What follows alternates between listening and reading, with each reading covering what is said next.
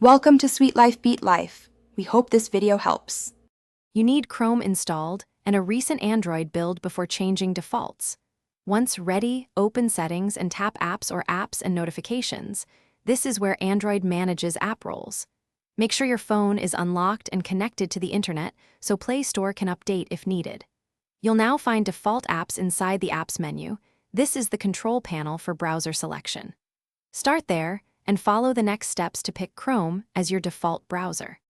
Once in Default Apps, tap Browser app to see installed browsers.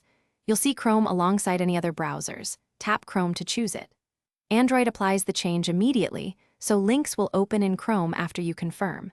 If you don't see default apps, use the three-dot menu or search in Settings for default apps. Different OEM place it differently. Make sure Chrome is enabled and not restricted by battery or data saver settings so it can open links reliably. Finish by testing a link from email or a message to confirm Chrome opens by default. If a different browser still opens, go to Settings Apps, pick that browser, and tap Open by default, then clear defaults. You can also uninstall unused browsers or disable them temporarily.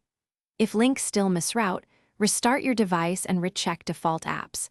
That solves lingering caches or service issues. This single troubleshooting step usually corrects stuff. Thanks for watching. Consider subscribing if we helped you.